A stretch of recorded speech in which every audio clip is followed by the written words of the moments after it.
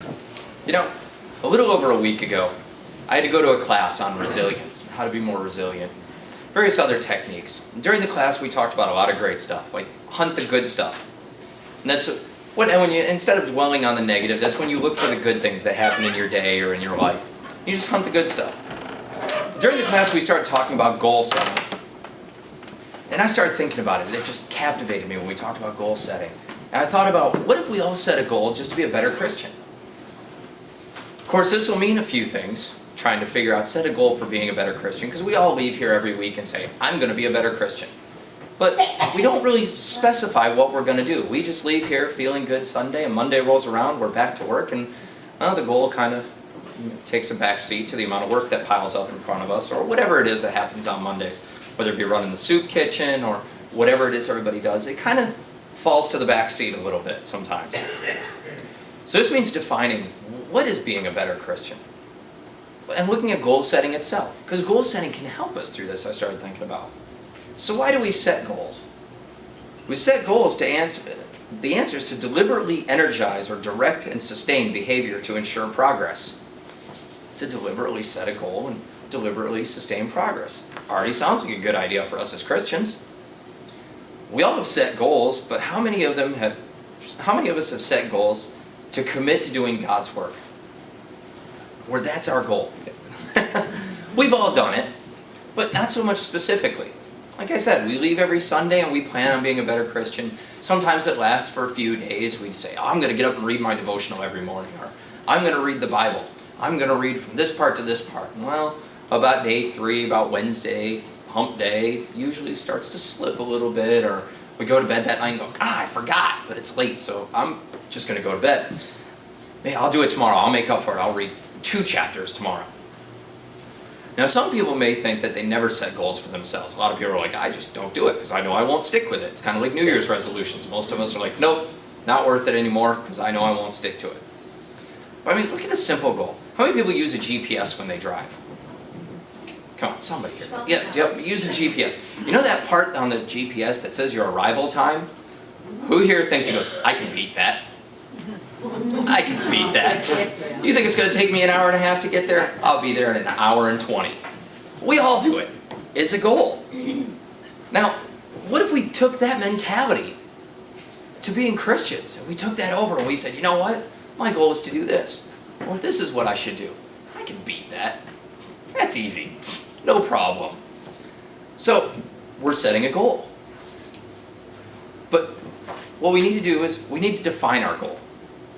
To do that, we need to figure out where we are now. Where are we now as Christians? Let's really evaluate ourselves. I mean, we're all generally good people. We all agree on that. At least I think we all are. I mean, I only see some people on Sundays, but I'm assuming we're all generally good people.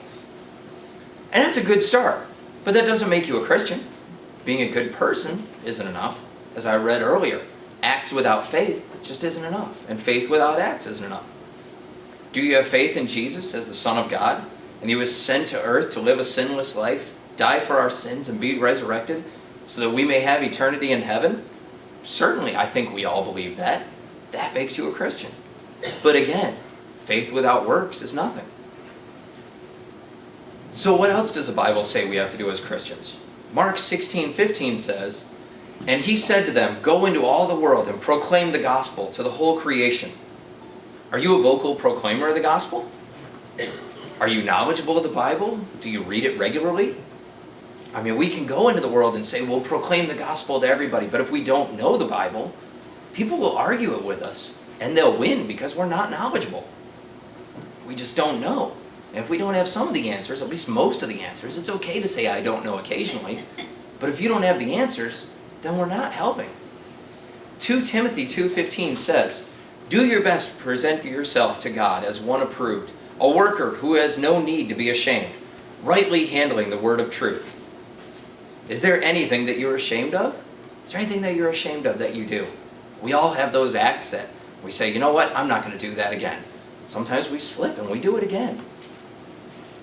Titus 3:14 says, and let our people learn to devote themselves to good works, so as to help cases of urgent need and not be unfruitful. Do you help others whenever you can? How many times have you seen an opportunity where you probably could have helped somebody and you just passed it by? These are just a few things you can identify where you are at right now. Have you ever driven by somebody broken down on the side of the road and thought, they have a cell phone, and just drove by? I think we've all been guilty of that one. Or, traffic's too much, I can't turn around right now, it'd be dangerous. We sometimes make excuses not to help others. All of these things can help us identify where we are right now. I'm sure there's those of us who probably think we could read the Bible more, or we could proclaim the gospel more. I know all of us could proclaim the gospel more, because you can't do that enough. Next, you must decide what you need to develop. Do you need to be more charitable? Are there sins that you are committing, but maybe you justify them as just little sins? Just little ones. We're okay. The little ones don't matter that much. God's not looking. He's always looking. He sees whatever we do. It's not like he looks over here and misses what you did over there. He's not parents. Our kids think we do that. They don't see. We see everything, and so does God. Do you not share the gospel often enough? Do you find maybe you're embarrassed to talk about it, or you think, I'm going to get shot down, or they're going to be hostile to me, and I don't want to make them angry. I don't want to upset them. I don't want to hurt their feelings, or particularly, I don't want them upset with me and to shun me and to say, he's one of them. He's a Bible thumper. It's a terrible thing to be called. It's a Bible thumper. Most importantly, now you must set and pursue short-term goals, though. Don't set a goal that's way out in the future that you'll never achieve. As soon as you leave here today, whether it be while you're sitting there right now or on the drive home, I want you to set a goal. That could be to talk to at least 3 people this week about the gospel. Do at least 3 good deeds for others. But don't tell anyone else about it, because you're not to boast. So if you do those good deeds, don't be like, you know what I did today? Don't brag about it. Remember, you're not saved by your actions, but by Jesus' actions. Jesus died for us, and his actions are the only thing that saves us. Our goals do nothing. It just shows that we are good Christians, and it shows that we have to commit these acts. When you do this, pick something that's attainable, not something unreasonable. Don't set a goal so far-flung. Set a real, tangible goal. Like I said, I'm going to talk to 3 people this week. I don't know who, but I'm going to pick 3. And if I pick 3, God will present me the opportunity to do it. Because he will. He'll give you the opportunity to talk to others. We just tend to look away. It's important that you decide that you control what is controllable. If you go out and you pick somebody, and you say, I'm going to talk to that person about the Bible, and they completely shut you down, just turn you off, done. You can't control that. Don't let it deter you. Don't let it turn you off. Because it can. It will turn you off in a heartbeat. You talk to somebody and they belittle you, or they mock you. You're like, I'm not going to do that again. I feel pretty stupid all of a sudden. You shouldn't feel stupid. We're the ones trying to save them. So what do? You pray for them. Don't let it deter you. You just pray for them. You go away and you pray that God turns their heart. So we turn off when we meet resistance, but this is actually referred to in goal setting. It's called ATC, for the activating event. You're turned off. That's what activated the event for you. You're like, oh my goodness, they just made me feel stupid. But think about it. Your thoughts, they're what eat at you. It's not that they turn you off. It's the fact that you dwell on it. And what are the consequences for dwelling on it? You may not talk to somebody who could be saved. Because it's our job as Christians to save people. As Christians, we often think about it, that there's people in other countries who have never heard of God, never heard of Christ. They've heard of their God or what they believe, but they've never heard of Christ. And sometimes as Christians we think, wow, that's unfair. They died, but they never had a chance. But they do have a chance. That's our job as Christians. We were told to spread the gospel, so we have to give them that chance. There's people in America who were raised without Christ. It's our job to inform them. That's what God told us to spread the gospel for. So, say you speak with somebody about the Bible and God, and they shut you down because they're not a believer, or even they're a sinner who has not come to terms with their sin, and therefore cannot think about God. They may get hostile and make you feel insignificant, closed-minded, or just hateful, and your emotions will guide your future actions. If you let it get to you, then you'll hardly be likely to talk to anybody about God. But if you have strength in your faith and know that you are doing the right thing, then you'll pray for that person and continue to spread the gospel. You may even come back to that person later. You may decide, you know what? I'm not letting that deter me. Your goal may be to come back to that person, to save that person, because you truly care about them.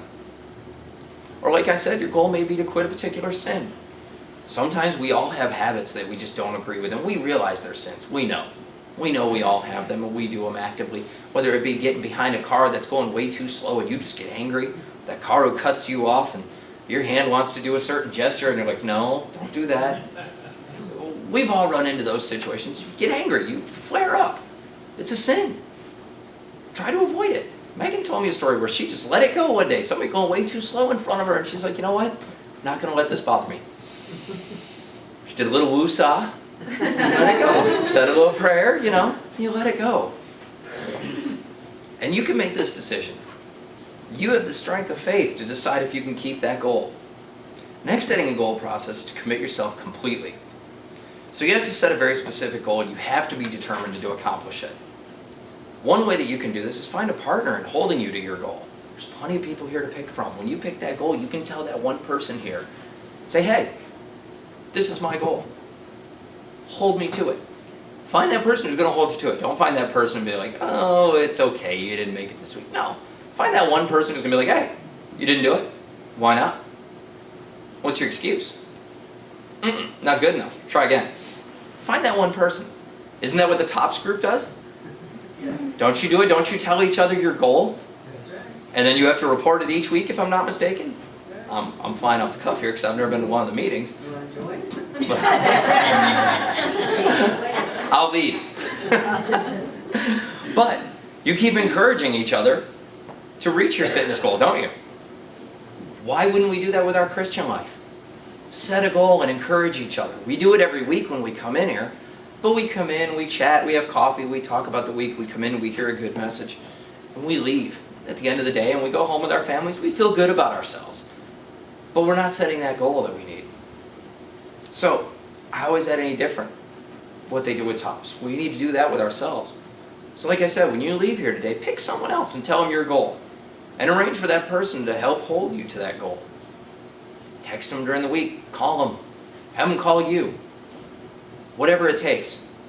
Lastly, you need to track your progress. You can't just forget about it. You can't say, I think I read the Bible 4 times this week, or I think I talked to 3 people, or was it 2? Uh-oh. That must have been 3. It had to be 3. It wasn't 2. Track your progress. Think about it. Give yourself a time frame and say, I'm going to do this. This is my goal. This is my plan. Hold yourself accountable too. So you don't sit there at the end of the week, well, I studied the Bible some. That's good enough. No. Plan it. Say, this is what I'm going to do. Stick to it. Have your friend hold you accountable. Pick me. I'll write it down. I'll make a note each week. Hunch down. Did you? Did you? Pick whoever you want. But you need to track your progress. And this means at the end of the week or whatever time frame you set, you need to look at that progress and say, well, I did it. I made my goal, or I didn't make my goal, and I need to try harder. Because we can all try harder. Some things that you may need to do to keep you motivated is to truly, wow, my page stuck together. Truly take ownership of your goal. It's my goal. My goal can't be your goal as a Christian. I have set my goal. After I wrote this, I was like, you know what? I need to set my goal. And you can set more than one. Hey, I need to talk to more people about the Bible, but I need to learn it more too. I need to get back in the Bible and say, hey, so when I talk to people, I know what I'm talking about. You can't just pick some random thing. Don't pick something easy either. Some people do that. Oh, my goal is to read the Bible more, but I never read the Bible, so if I read 1 page, I'm good. I achieved my goal. No.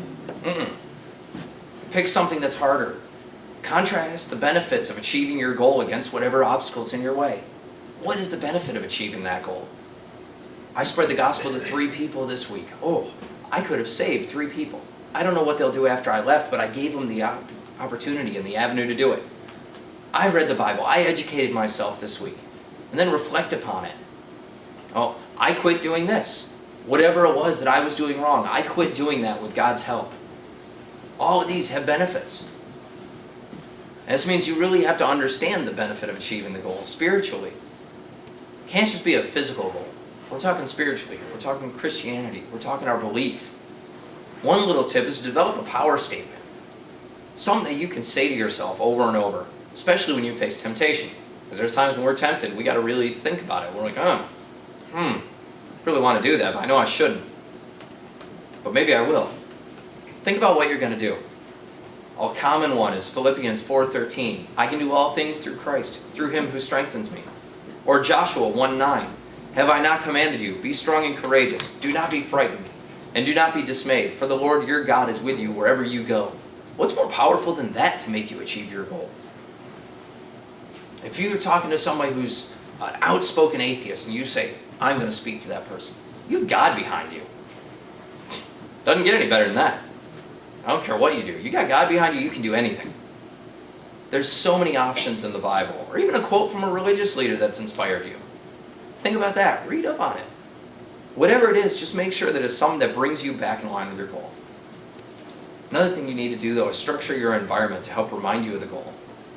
That can be anything from put a post-it note in the car, put a post-it note by the door, carry a token or a memento, or stay away from that sin. Keep out of that environment. Say that sin's drinking a little too much now and then. Well, don't go to the bar. Obviously, that's going to be a problem for you. Don't go to that party that you were invited to. It may seem rude, but maybe you need to skip it. And if that friend doesn't understand, well, too bad. Hey, I can't seem to put down the bottle. I'm going to not go to your party. I'm sorry. Hope you're not offended. And if they are, well, they're not really behind you as a friend anyway. That's where you need that person who's going to help you set your goal. Will be like, yeah, you don't need to go there. Get away from that party. Call you up. Go hang out with them. But put yourself intentionally into situations that will help you achieve whatever it is. And finally, like I said, monitor your progress and adjust your approach if you need to. If you find that a certain time for studying the Bible isn't working for you, pick another time. If right before bed doesn't work because you tend to nod off, don't read it then. Maybe start your day with the Bible. What better way to start your day? I mean, I like to start mine with my devotional every day. First thing in the morning, try to start it off with God's Word. To give you an idea, I'll share my goal with you. Then you can all hold me accountable. My goal is to proclaim my faith in public settings more. I've witnessed many people who wear their faith almost as a badge of honor. I almost see nothing wrong with that. There's nothing wrong with that, wearing your faith on your sleeve so everybody can see it. And I want everybody to know that I'm a man of God. And therefore I will let everybody know. I don't hide it. And it's hard sometimes in the Army because there's opportunities where they don't want you to push it out there. But I'm going to let everybody know. What am I going to do? Whose rules am I going to break? The Army's or God's? Sorry, the Army's temporary. But I want everybody to know. Remember, it's your goal. And I want each of us to grow in our walk with Christ. But without specific goals, I don't think we will. I think we'll leave here every week like we always do and say, I'm going to do better. I'm going to be a better Christian. That was a good point. That was a good message I heard today. We've all said that one. That was a great message I've heard today. By Wednesday, we're like, what was that message again we heard Sunday? That was a good one. I liked it. What was that? Oh, wait, it's on YouTube. I can go look it up if I want. I know, because I put it there. But we'll continue to do that. And we'll fall into the same traps we do every week if we don't set one. So like I said, as you leave here today, tell someone your goal. Tell someone else. Make sure it's someone with the courage to tell you when you're slipping. Someone to hold you to that goal and not let up on you. But leave here with one specific one. Write it down, whatever you have to do. That's all I ask, is that each of us, each day we get a little better. We get a little stronger. Our faith gets a little more secure. Or we spread it a little more. We read a little more. We stop doing what we shouldn't be doing because we know we shouldn't be doing it. And that's somebody who you ask, make sure they know that you shouldn't be doing it. Make sure they agree you shouldn't be doing it. Don't pick that other person who's doing the same thing saying, it's no big deal. Pick somebody who agrees with you. Now let's just try to be a little better Christians each day. Amen.